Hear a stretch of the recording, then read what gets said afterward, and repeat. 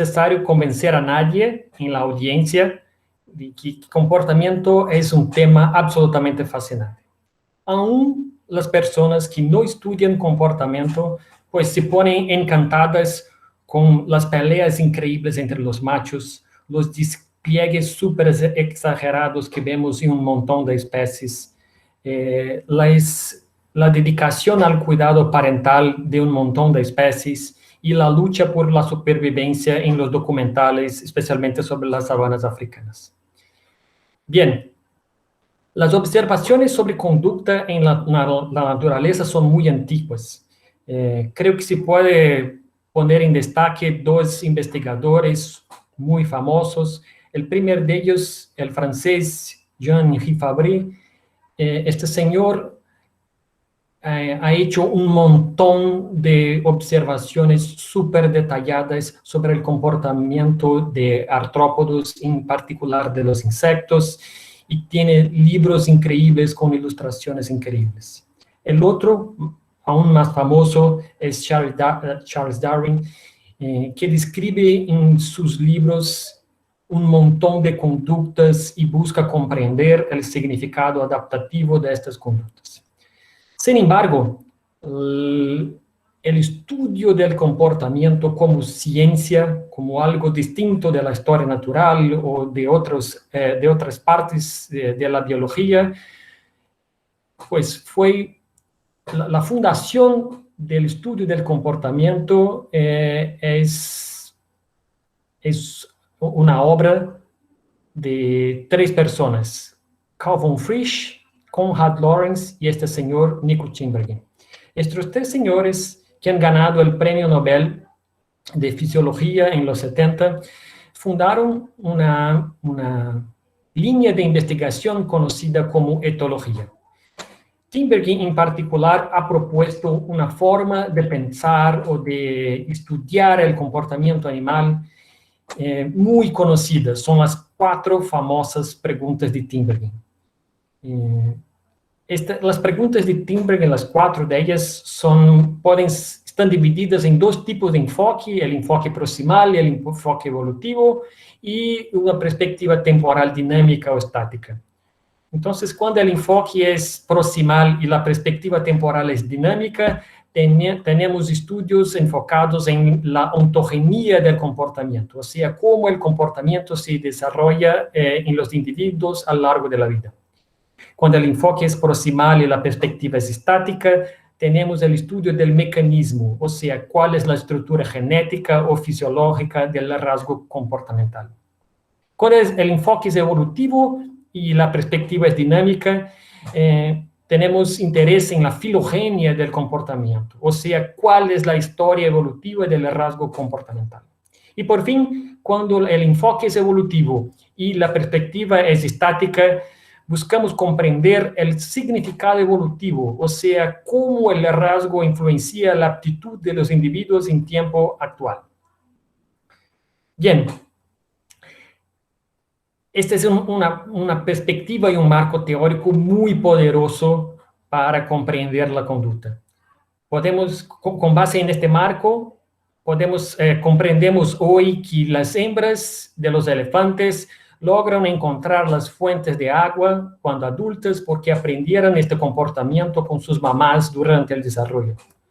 Sabemos también que el mecanismo de remover larvas contaminadas por ácaros dentro de las colonias por abejas es determinado por un par de genes, o sea, una conducta súper sofisticada determinada por una combinación genética relativamente sencilla. Sabemos también que la evolución del vuelo en las aves empezó con dinosaurios que planaban. Y también sabemos que conductas muy finas y muy inconspicuas de los machos durante la cópula pueden incrementar mucho el éxito de fertilización de estos machos, y por lo tanto comprendemos el significado adaptativo y evolutivo de las conductas masculinas. Ok. Después de la fundación de la etología y su desarrollo, en los 70 Edward Wilson ha propuesto el concepto de sociobiología, y la fusión de la teología con la sociobiología dio origen a un área que conocemos como ecología comportamental. Según una definición muy actual de ecología comportamental, estamos tratando del estudio integrativo de cómo y por qué procesos comportamentales modulan las interacciones de los individuos con su ambiente biótico. Y acá me gustaría poner en destaque la interacción de los individuos con su ambiente biótico y abiótico. Además, la ecología comportamental es el estudio del comportamiento que relaciona sistemas fisiológicos y genéticos del organismo con el ambiente externo para que sea posible comprender la evolución, cómo la evolución opera en la naturaleza. Y acá me gustaría destacar, la interacción del organismo con el ambiente externo. Entonces, en esta definición, aunque no sea quizás la mejor de ellas, tenemos dos partes muy claras en la cual tenemos interacciones de los individuos con el ambiente externo. Sin embargo, si miramos para los estudios publicados en las principales revistas de conductas, podemos ver un montón de sesgos. Y el primer sesgo que llama la atención se refiere al tipo de dato. La gran mayoría de los estudios con invertebrados y vertebrados ectotérmicos, especialmente peces, son conducidos en ambientes de laboratorio.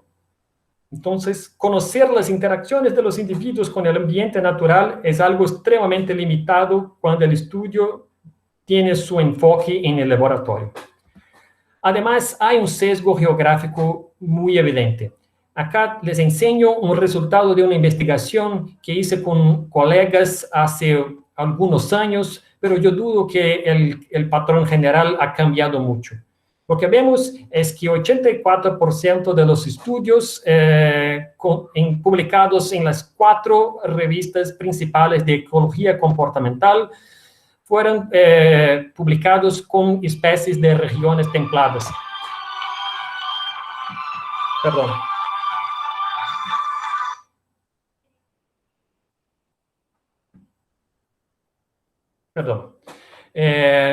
Fueron publicados con especies de regiones templadas. Apenas un 16% de los estudios fueron publicados con especies de las regiones tropicales, incluyendo México y el sur de la América del Sur. Además, hay un sesgo taxonómico muy evidente. Un 58% de los estudios en estos 4 periódicos están enfocados en vertebrados de sangre caliente. Y seguramente los vertebrados de sangre caliente no son para nada representativos de la biodiversidad en el planeta. Y por fin, hay un sesgo en la escala espacial. Un 93% de los estudios son conducidos solamente en una localidad, mientras un 7% son conducidos en 2 o más localidades. Entonces, la gran mayoría de los estudios son puntuales en localidades únicas. Y acá creo que empezamos a entrar en el tema principal de la charla. Tenemos una gran colección de estudios puntuales conducidos en localidades individuales. La pregunta es, ¿sería posible predecir patrones comportamentales a nivel global con base en una gran colección de estudios locales? Creo que esta es la gran pregunta de la charla. Y para contestarla, primero les presento el concepto de macroecología como ciencia. Después voy a hablar un poco de la propuesta de la macroecología del comportamiento. En secuencia, les presento 2 ejemplos empíricos que conducimos en los años recientes para intentar convencerlos de que sí es posible. Y por fin termino con estímulos para investigaciones futuras. Bien, la macroecología es una subárea de la ecología que estudia las relaciones entre los organismos y el ambiente en escalas espaciales amplias, con el fin de caracterizar y explicar patrones de abundancia, distribución y riqueza. Fíjense que no hay ninguna mención a conducta.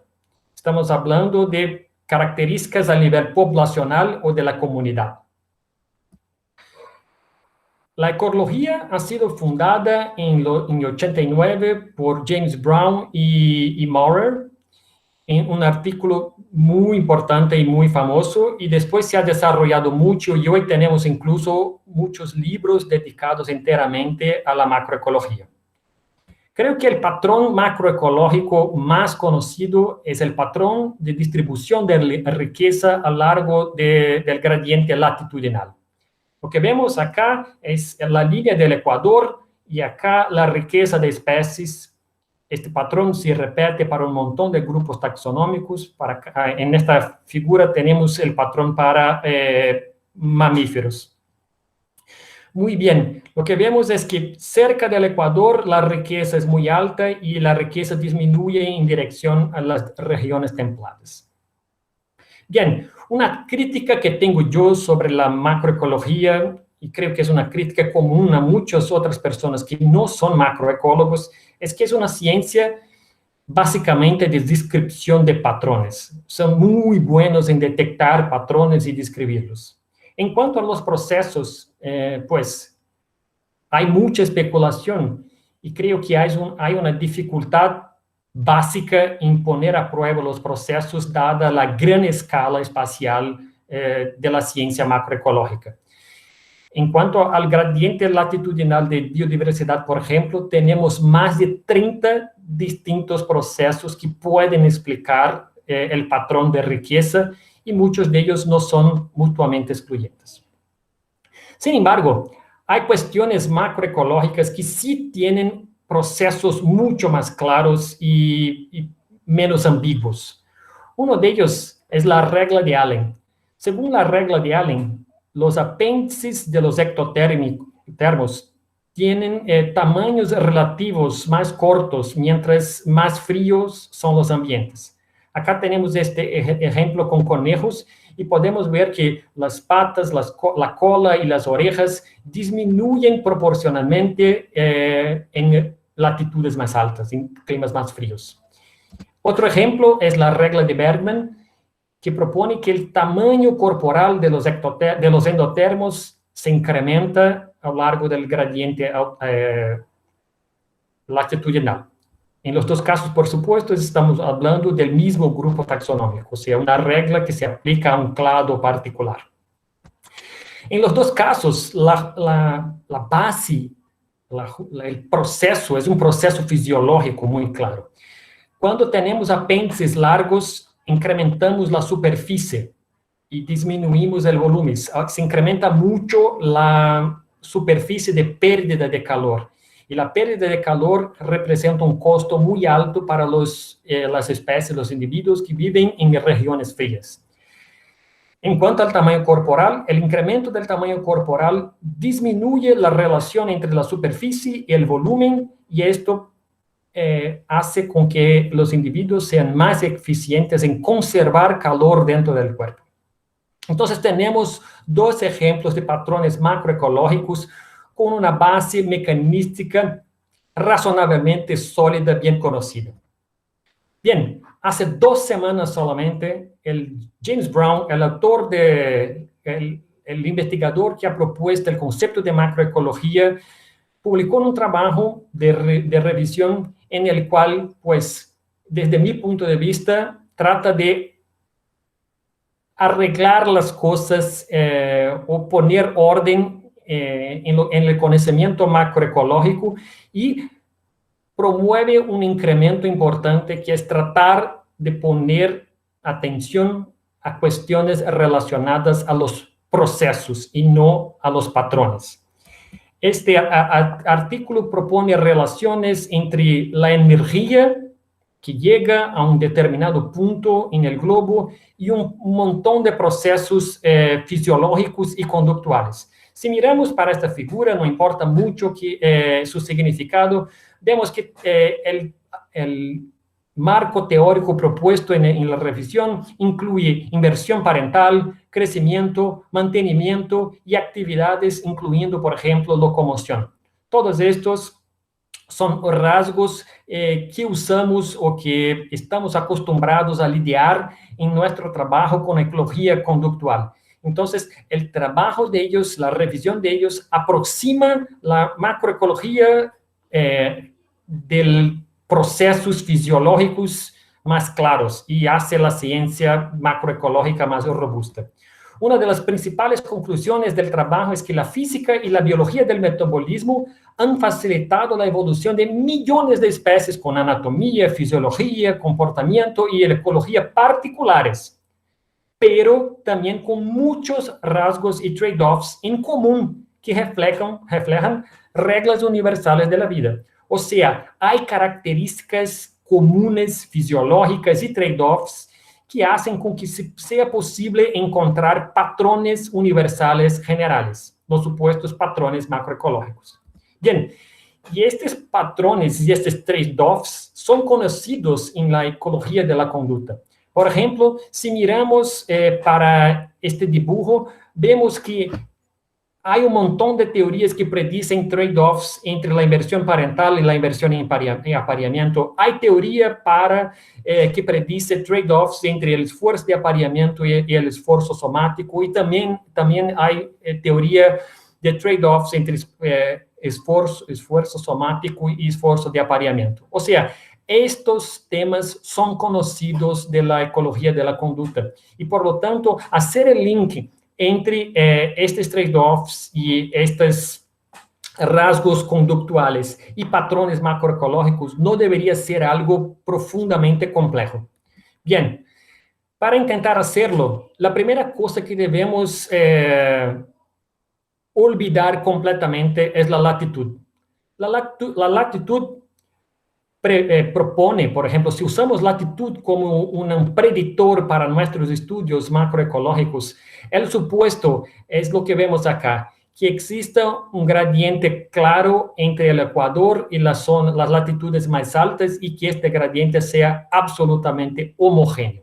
Sin embargo, esta propuesta, este supuesto, está muy lejos de la verdad. Lo que vemos es un increíble mosaico de tipos climáticos alrededor del mundo. En esta figura tenemos distintos colores y estos distintos colores significan distintos tipos de clima. Si esta es la primera vez que ven este tipo de gráfico, seguramente pues, pueden pensar que parece un cuadro de Jason Pollock, pero básicamente tenemos 5 tipos de clima: los tropicales, los áridos, los templados, los fríos y los polares. Dentro de cada tipo tenemos subtipos. Las letras son difíciles de comprender porque hacen referencia a palabras en alemán, pero no importa mucho. Lo que importa es mirar que el mundo es un mosaico de climas y la latitud explica más o menos, pero no muy bien, la distribución de los tipos climáticos. Si tomamos el Ecuador, por ejemplo, tenemos 7 tipos distintos de tipos climáticos, pasando exactamente por la línea de Ecuador. Y estos tipos climáticos van desde bosques tropicales, como acá, como desiertos acá. Entonces, hay una increíble variación. Si queremos aproximar nuestra ciencia de los procesos, entonces es necesario usar el tipo de clima. En el pasado se usaba la latitud porque no teníamos a disposición buenos bancos de datos sobre clima. Hoy los tenemos y podemos y debemos usarlos. Para que quede más fácil comprender la distribución de estos tipos climáticos y su significado, traté de ponerlos en este esquema general. Acá tenemos la temperatura caliente, amena y fría, y acá tenemos la precipitación, climas secos, estacionales y húmedos. Con esta distribución vemos que acá, por ejemplo, tenemos climas calientes y húmedos. Acá están los famosos bosques tropicales. Acá tenemos, por ejemplo, climas secos y calientes. Acá están los desiertos. Tenemos climas considerados amenos y estacionales, o climas amenos y húmedos. Acá tenemos los bosques templados. Y acá, por arriba, tenemos las regiones polares en gris o los climas mucho fríos de las latitudes más altas.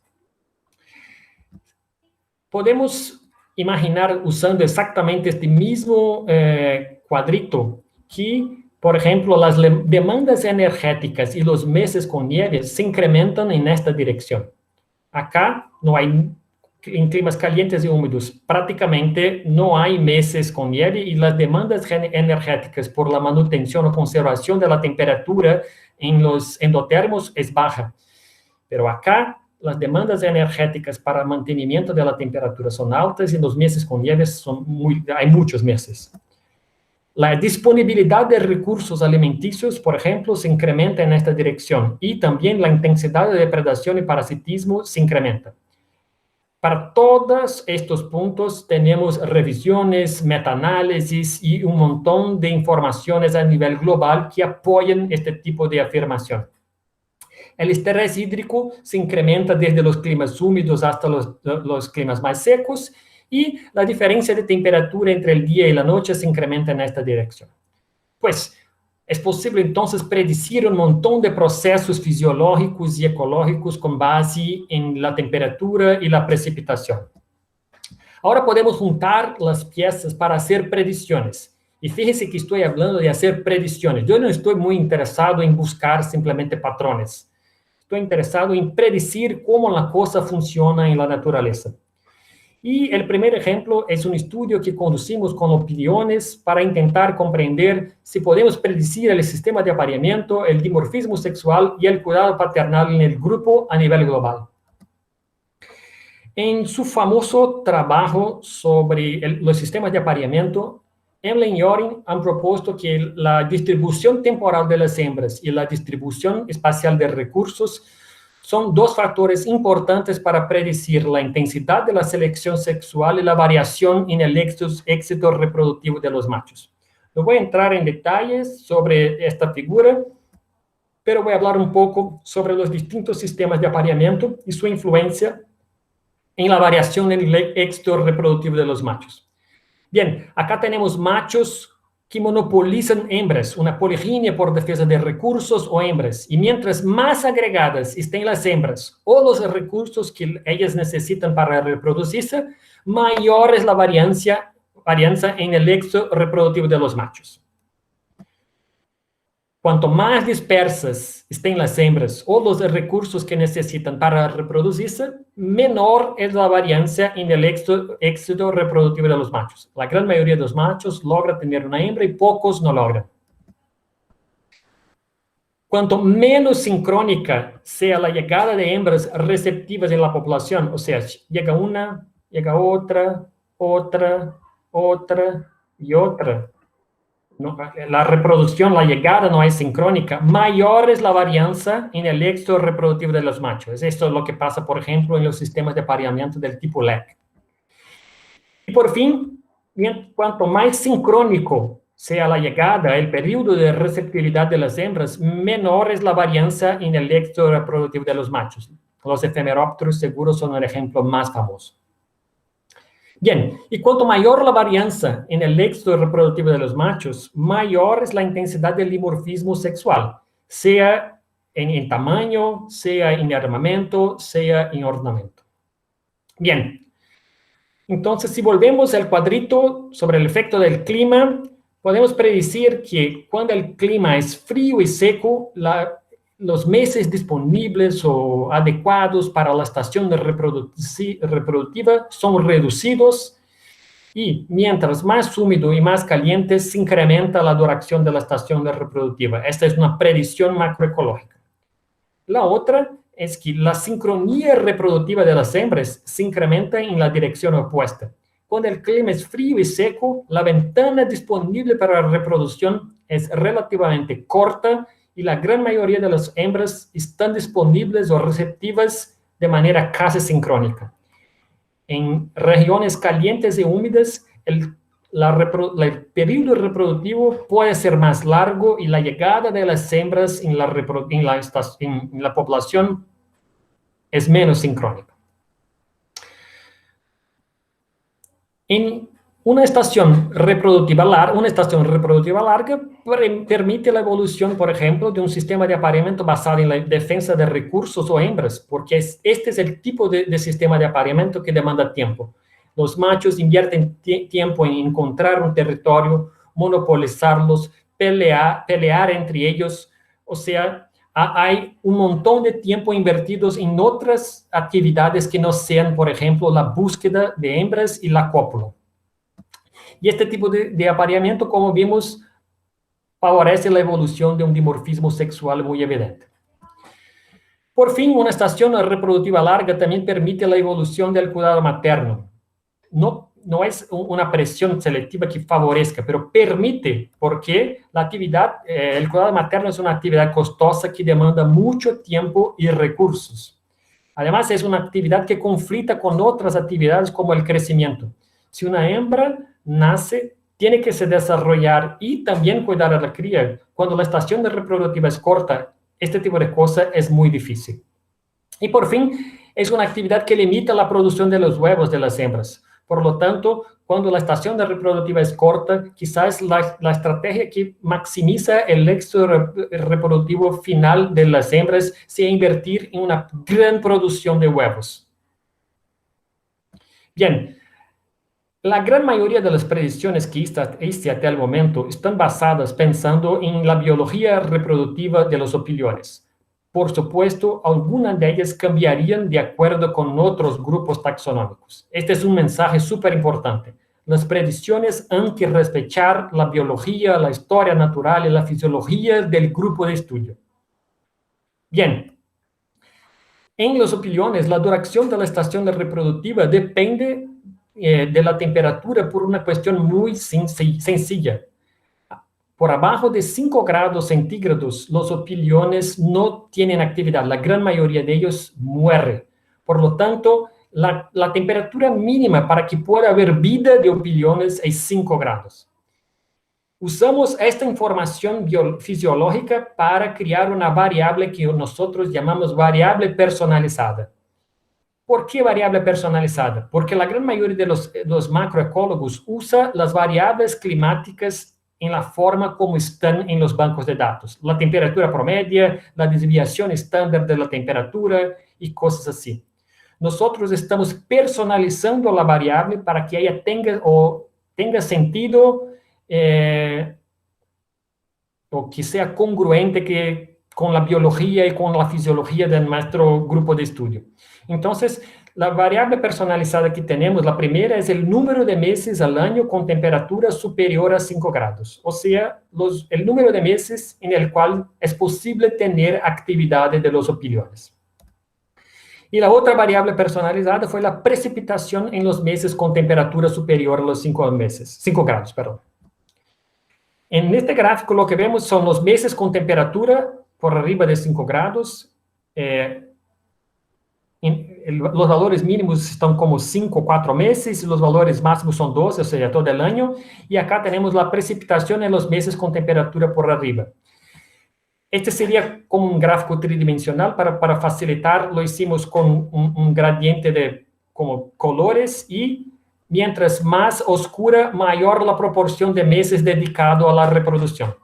Para que quede fácil, la duración de la estación reproductiva se incrementa en esta dirección. Con más meses calientes, o por arriba de 5 grados, y mayor la precipitación. Otro aspecto, en el eje X tenemos la duración de la estación reproductiva como proporción del año. Y en la eje Y, la probabilidad de poliginia por defensa de recursos. Acá, una no poliginia, una scramble competition, que es el otro tipo de sistema de apareamiento que tenemos, solamente tenemos 2 en opiliones. Y acá la poliginia por defensa de recursos. Y lo que vemos es que mientras más larga es la estación reproductiva, mayor la probabilidad de poliginia por defensa de recursos. Y algo parecido pasa con la probabilidad de cuidado materno. Acá no cuidado materno y acá cuidado materno.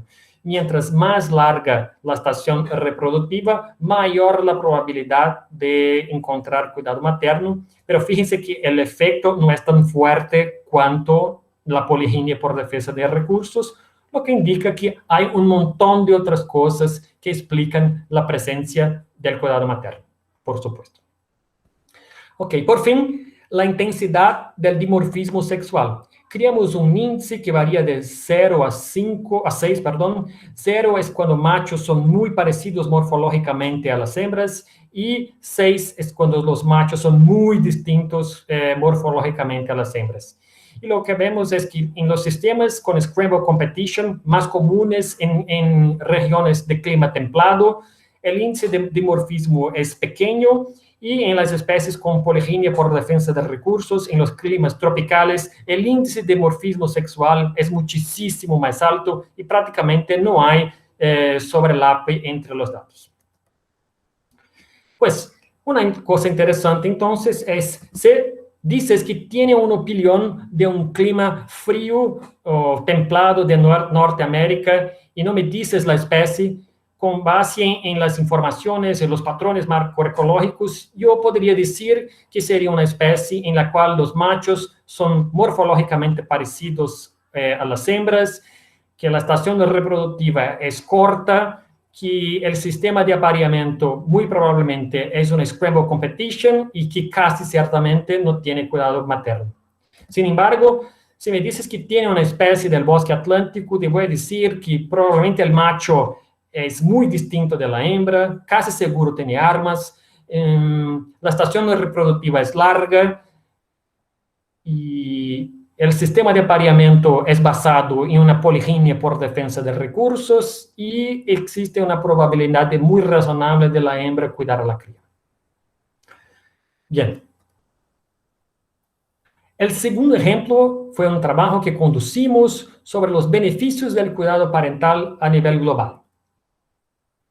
Bien, en su famoso libro sobre la sociedad de los insectos, Edward Wilson ha propuesto que la intensa depredación de los huevos por conspecíficos y hormigas, así como el alto riesgo de ataque de hongos en bosques húmedos tropicales, son las mayores fuerzas selectivas que han favorecido la evolución del cuidado parental en los artrópodos en general. Es una hipótesis muy famosa que ha sido, pues, reproducida en un montón de artículos, pero nunca ha sido, de hecho, puesta a prueba de una manera formal. Intentamos hacerlo y la pusimos en el marco de la macroecología del comportamiento. La idea básica de la hipótesis de Wilson es que condiciones climáticas influencian las interacciones bióticas, en el caso, el riesgo de depredación y ataque de hongos, y, por lo tanto, las interacciones bióticas influencian los beneficios de la protección de la descendencia. Si ponemos las cosas en los cuadritos, vemos que la intensidad de las interacciones bióticas, como ya habíamos hablado antes, se incrementa en dirección a los climas calientes y húmedos. Tenemos buena información para depredación, parasitismo y ataque de hongos y un montón de grupos taxonómicos que apoyan este patrón. Nuestra hipótesis sería entonces que el beneficio se incrementa en la misma dirección. Acá no usamos el clima, acá usamos una otra variable que según estudios macroecológicos está mucho más estrechamente correlacionada a depredación y las interacciones bióticas, que es la evapotranspiración. La evapotranspiración es casi como si fuera una medida de la tropicalidad de un clima.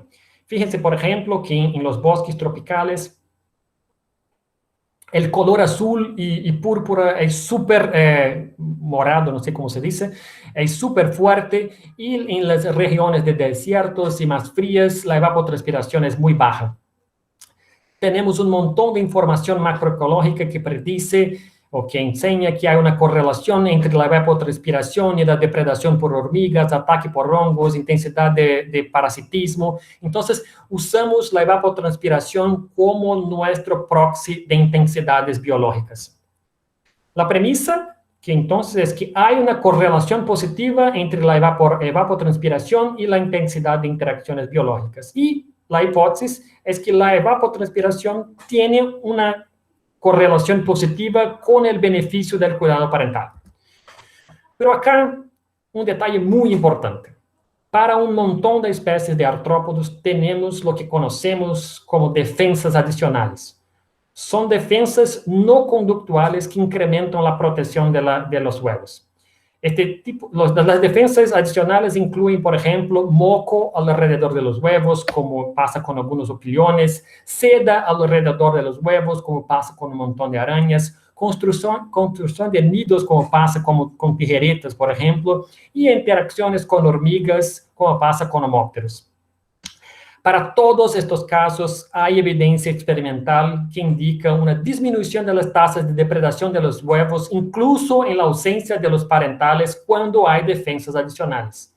Entonces, las defensas adicionales funcionan como un buffer de la depredación. Entonces, podemos tener una hipótesis reloaded. La relación positiva entre la evapotranspiración y el beneficio será muy intenso cuando no hay defensas adicionales. Y cuando hay defensas adicionales, como son un buffer de depredación, la intensidad de los beneficios es más baja. Bien, ¿cómo hicimos? Buscamos un montón de información en la literatura, solamente estudios experimentales conducidos en condiciones de campo con artrópodos alrededor del mundo.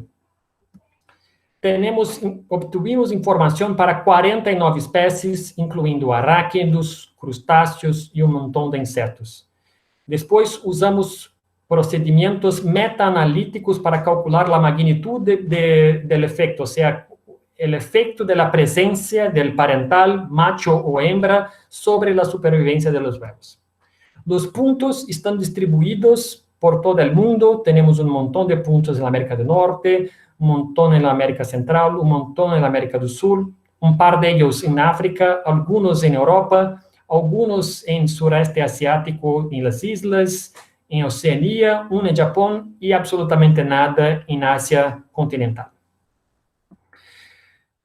En cuanto a nuestra premisa, tratamos de hacer una prueba y lo que hicimos fue tomar solamente los datos de las especies sin defensas adicionales y medir el porcentaje de mortalidad de los huevos en la ausencia del parental. ¿Qué significa esto? Es como si los huevos sin defensa de los parentales, sin defensas adicionales, fueran cebos para los depredadores en la naturaleza. Con la intensidad de depredación sobre estos ovos no defendidos, tenemos una estimativa de la intensidad de depredación. Y el patrón que encontramos es que sí hay una correlación positiva entre la evapotranspiración y la mortalidad de los huevos, lo que sugiere que la evapotranspiración es un buen predictor de las interacciones bióticas. En cuanto a nuestra hipótesis, lo que vemos es que en la RX tenemos la evapotranspiración y en la RY el beneficio del cuidado. La línea morada son las especies sin defensas adicionales. Y lo que vemos es que mientras mayor la evapotranspiración, mayor el beneficio. La línea verde significa las especies con defensas adicionales y no hay una relación clara. La diferencia en el tamaño de los puntos es una cuestión metaanalítica que significa el poder de evidencia de cada punto. Mientras más grandes, mayor la confiabilidad en los puntos. Fíjense que este gráfico es muy parecido con el gráfico con nuestra hipótesis, que propone que la intensidad del beneficio sería mayor, mientras mayor la evapotranspiración y particularmente más alto en especies sin defensas adicionales. Bien. ¿Y qué viene adelante? Les presento dos estudios todavía no terminados, pero que siguen con la idea de la macroecología de la conducta. El primer de ellos, los dos son conducidos en colaboración con mi colega Renato Macedo Rego de Brasil, y el primero de ellos es para contestar la pregunta si la intensidad de la selección sexual es mayor en climas tropicales. Hay un montón de especulaciones que dicen este tipo de cosas. Entonces, estamos colectando un banco de datos con valores de intensidad de selección sexual, el I, y gradientes de Bateman para más de 100 especies animales alrededor de todo el mundo. Y la idea es saber si el tipo de clima se correlaciona con la intensidad de la selección sexual. El otro trabajo es saber si los patrones de beneficios del cuidado parental encontrados para los artrópodos son de hecho generales. Y ahora estamos reproduciendo exactamente el mismo tipo de estudio, pero ahora con anfibios, ranas, salamandras, cecilias, y tenemos mucho más estudios sobre costos y beneficios del cuidado, y vamos a hacer exactamente la misma cosa. Y un dato interesante es que como hay mucho más estudios con anfibios, tendremos la oportunidad de comparar los beneficios del cuidado entre hembras y machos, el cuidado maternal y paternal. Con los artrópodos no pudimos hacerlo porque teníamos solamente 3 especies con cuidado paternal. Bien, para terminar, las respuestas a mis 2 preguntas. ¿La existencia de patrones globales es un lujo de quien trabaja con diversidad de especies? Pues, seguramente no. ¿Y sería posible predecir patrones comportamentales a nivel global con base en una gran colección de estudios locales? Pues con mis 2 ejemplos espero haber convencido a ustedes de que sí es posible. Seguramente hay una variación grande en la naturaleza, hay parte de esta variación no es explicada por el clima, pero es posible predecir patrones, no reglas, en términos globales. Y pues en un mundo de cambios acelerados, este tipo de estudio es interesante porque es un desafío intelectual que a mí me parece muy estimulante comprender cómo el clima influencia el comportamiento en escala global. Además, es una línea de investigación urgente porque el clima cambia muy rápido. Y otro punto que a mí me parece importante es poner la ecología comportamental en un marco más amplio y atractivo para obtención de financiación. Yo no conozco muy bien la situación de investigación en otros países, pero acá en Brasil la plata es súper escasa, rara, y tenemos que competir con gente que está trabajando con cuestiones muchísimo más amplias. Entonces, si ponemos nuestros estudios en un marco más amplio, quizás tengamos la oportunidad de hacer una buena competencia con otros investigadores del área de ecología, climatología, lo que sea. Bien, por fin me gustaría mucho agradecer a mis coautores. Las ideas de macroecología se han desarrollado junto con Rogelio Macías, y él también es el coautor del trabajo sobre sistemas de apareamiento y cuidado maternal junto con Bruno Bussato y Solimare García Hernández. El trabajo del cuidado parental ha sido conducido en colaboración con Eduardo Santos, James Gilbert y Pedro Bueno. Me gustaría mucho también agradecer a las agencias de financiación que pagan las cuentas y al Laboratorio de Biología Reproductiva y Evolución de Córdoba por la invitación. Es un enorme honor estar acá con nosotros. Muchísimas gracias a todos ustedes. Acá está la dirección de mi sitio si quieren más informaciones, y pueden usar el QR code para ingresar directo al sitio. Muchas gracias.